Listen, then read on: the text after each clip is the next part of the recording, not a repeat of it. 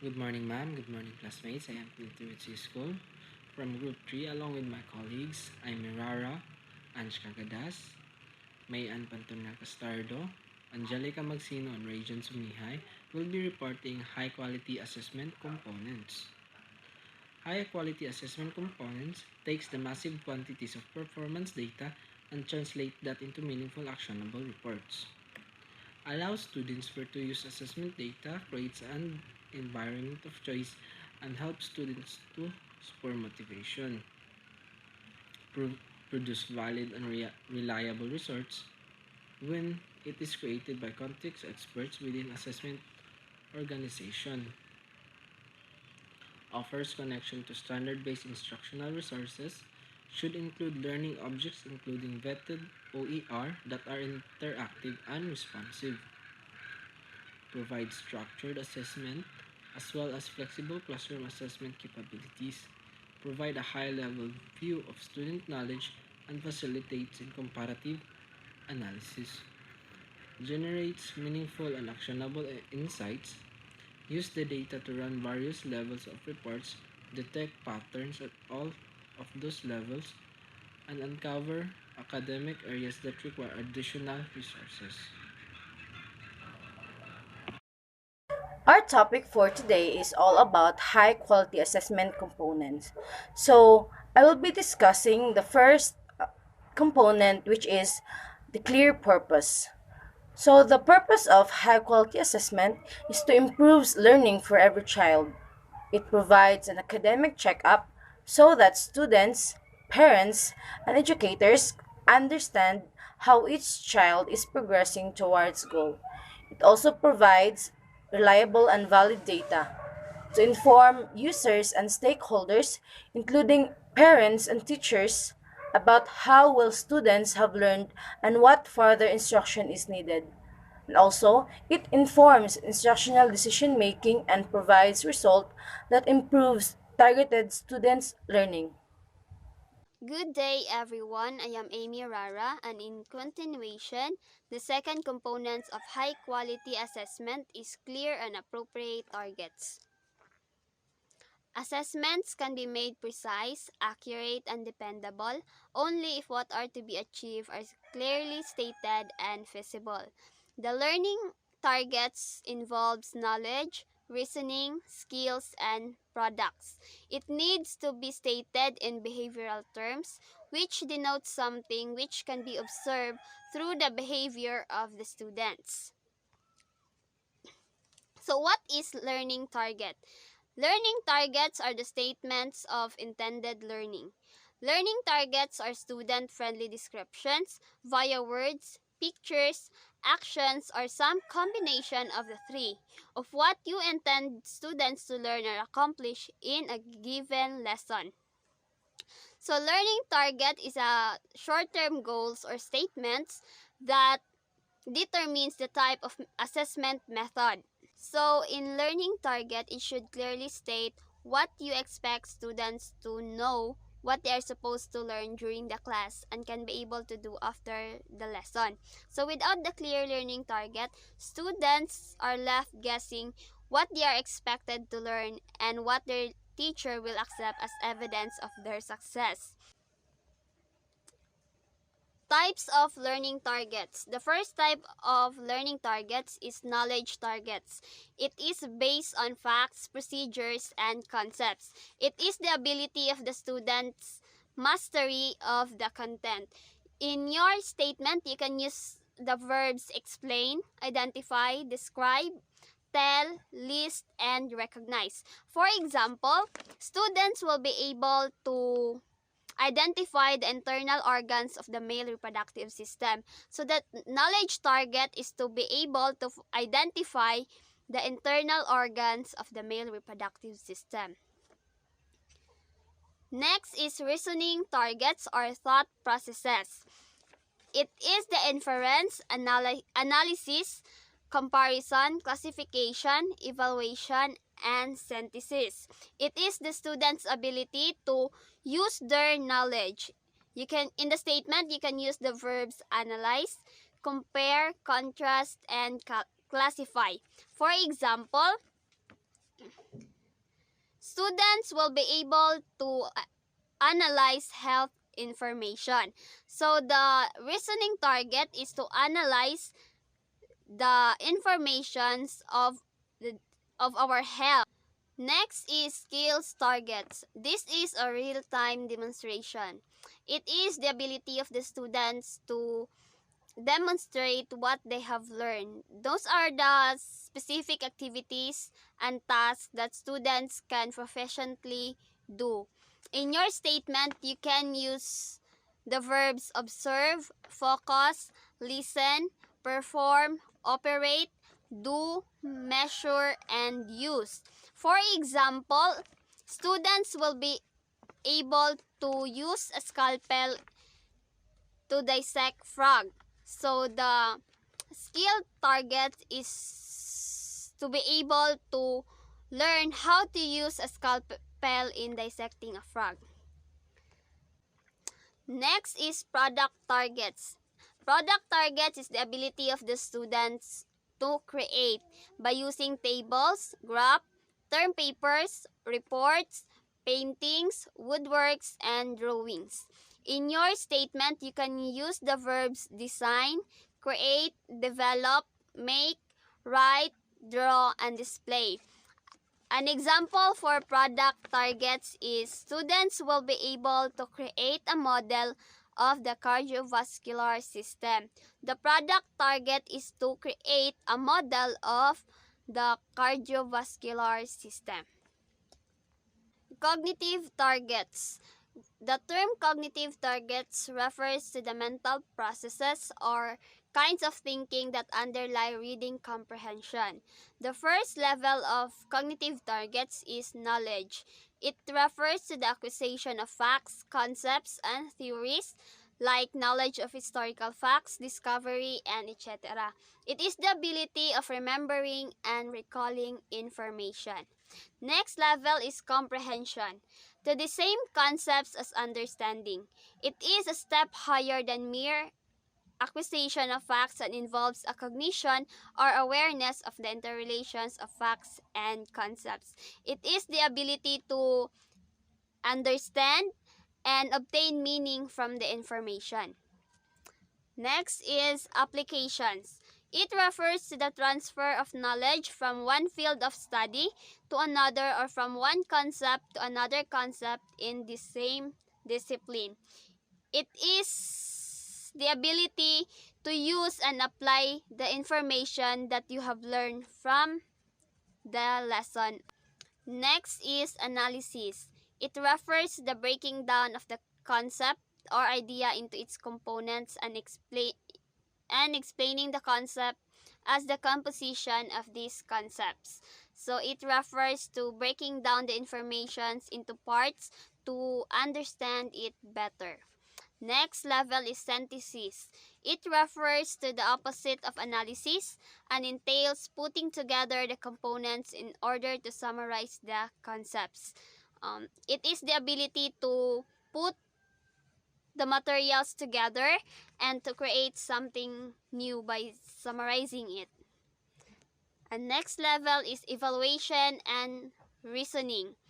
It is valuing and judgment or putting the worth of the principle and concepts. It is the ability to check, judge, and critique the materials. So, cognitive targets relates to understanding, awareness, and insights, like recalling knowledge and information, comprehension or conceptual understanding, ability to apply knowledge, ability to analyze situation, ability to evaluate given situation, and the ability to create something new. Hello everyone! My topic for today is about appropriateness of assessment method. So what is appropriateness of assessment method? It determines if an assessment tool is suitable for the type of topics used as a learning target. The following are the kinds of assessment methods, namely the written response method, product rating scales, performance test, oral questioning, and lastly, the observation and self-report.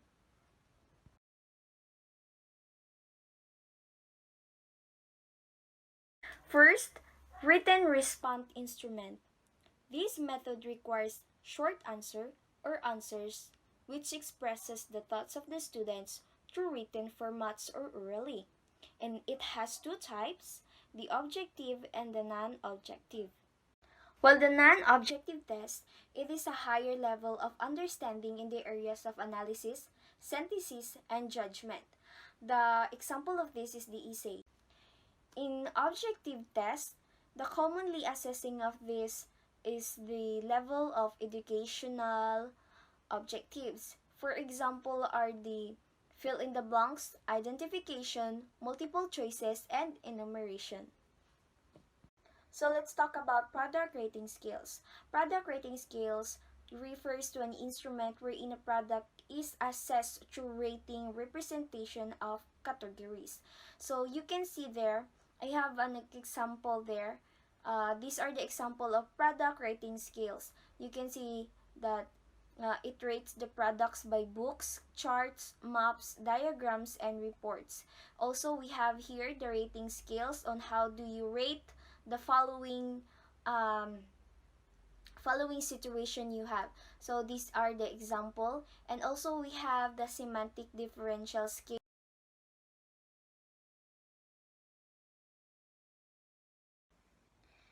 The performance test, it is used to determine the quality of performance done by a student. It also uses scales, rubrics, and checklists. This assessment is based on observation and judgment. And the fourth one is what we call oral questioning, or commonly called as oral recitation. It is through oral communication and interaction to determine how much the students learn. And also, it is to access the student stock knowledge so that they have the ability to communicate ideas in an organized manner.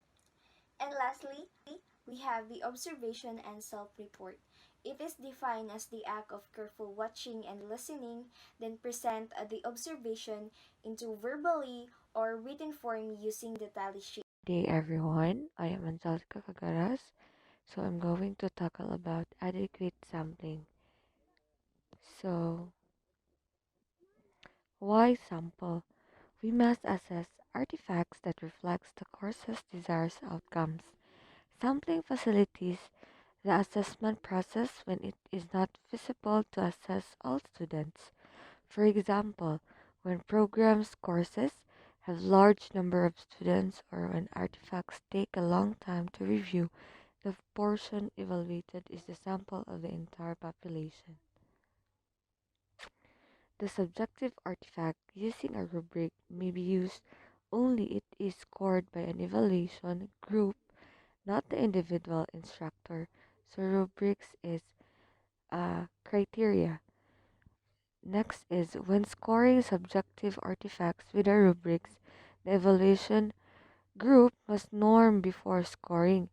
This is especially important for rubrics assessing complicated critical thinking outcomes. In addition, it is the best practice that each artifact be scored independently by two different evaluators. That is, scored twice by two scorers who don't know the other gave it. So, example of using a sample. The English department runs 5 sections of critical thinking through argument involving 98 students.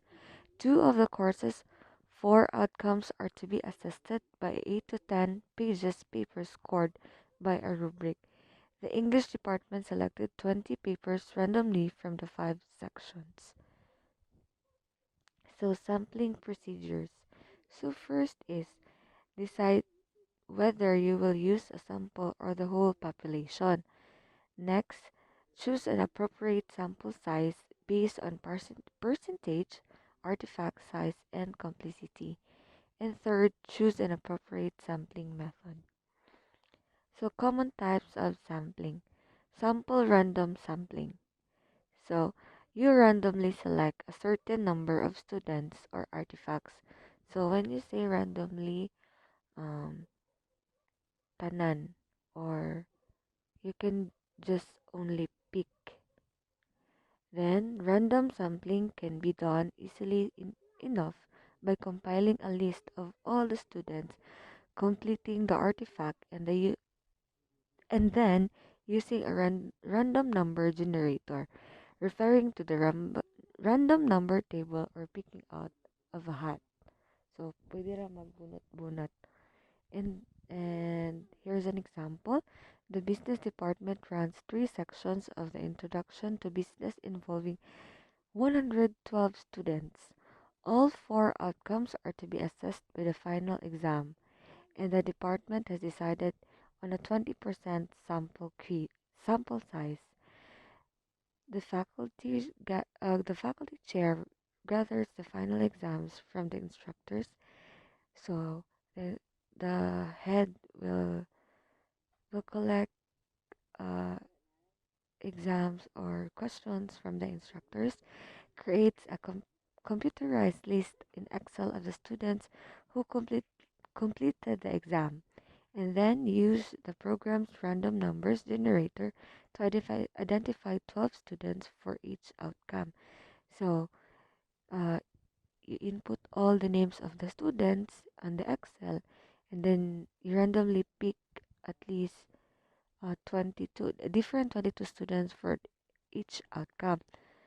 So, next is stratified sampling. So, what is stratified sampling?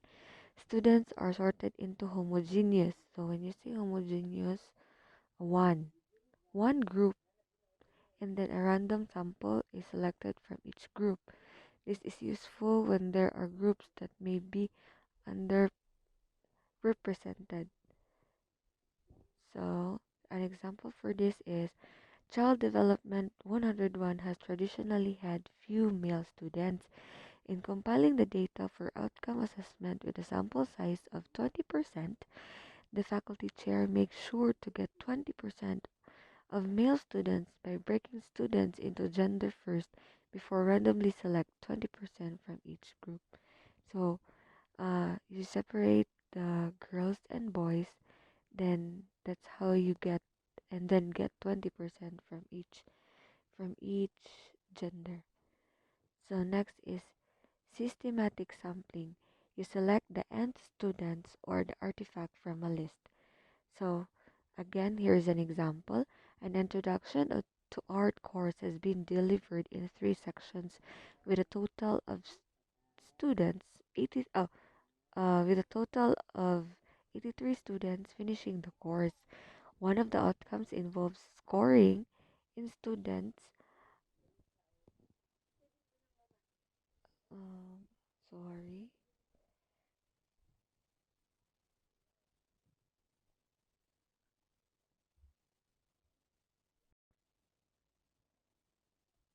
Um, Again, an example for this is an introduction to art course has been delivered in three sections with a total of 83 students finishing the course.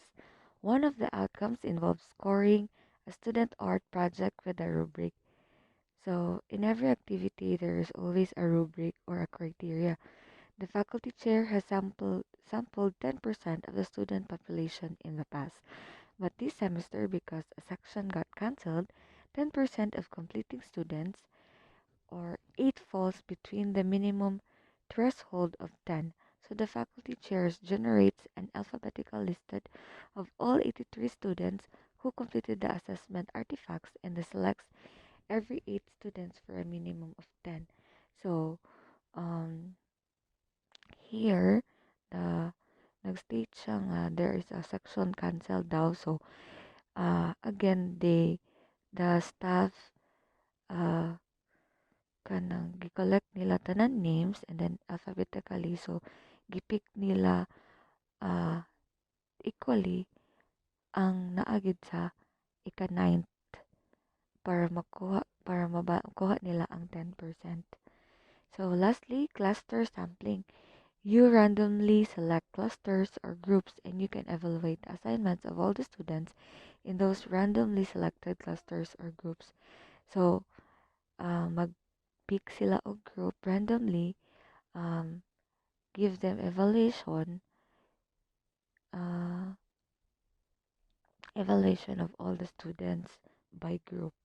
So example, the English department offers freshman composition in 8 sections across 4 sites, including 2 sections online, involving a total of 143 students. The, there is a single assessment instrument, a final paper scored by a rubric that contains all SLOs. 2 of these sections are randomly chosen and all papers from those 2 sections assessed. So, um, the department now has uh, has a 143 students, including the online class, and then uh, the final papers has rubrics, and then uh, because they pick randomly, they pick 2 only, and then the 2 sections are already assessed. So I think that would be all. Thank you. Good day, everyone. My report is all about the fifth high quality assessment components, which is the fairness or the objectivity. What is fairness in assessment? So fairness refers to the consideration of learners' need and characteristics and reasonable adjustments that need to be applied to take account to them. It is important to ensure that the learner is informed about, understand, and agrees that the process is appropriate. Also, assessment should allow students of both genders and all backgrounds to do equal well. All students should have an equal opportunities to demonstrate skills and knowledge being assessed. So, in short, fairness is something that deals with an equal treatment of a teacher to an undergoing assessment. So that's it. There's no judgment nor biases happened. So, as noted by Santos 2007, fairness can mean many things such as students should share the objective of the teacher. So, this means that they should know exactly what the learner's target are and what method of assessment will be used. So, some of example of method of assessment to be used will be the summative test, diagnostic test. Second, assessment should be portrayed by teacher. So it is an opportunity for a student to learn rather than to segregate the slow or poor learners from the bright or fast learner. So that's it.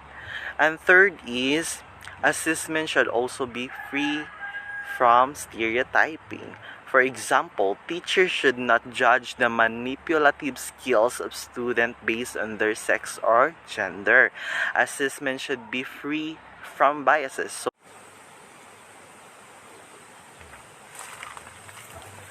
So there are 4 key components of fairness include student knowledge of learning targets and assessment. Second, opportunity to learn. Third, prerequisites, knowledge and skills. And then fourth, avoid stereotypes and bias. So the main point of this component is that any assessment method should not be biased towards particular examinees, nor should it be offensive to any group of examinees. So teacher must treat their student as an equal one, as an equal being, even they have poor knowledge, low manipulative skills. Then you must treat him as a student. As a student, that's all. Thank you.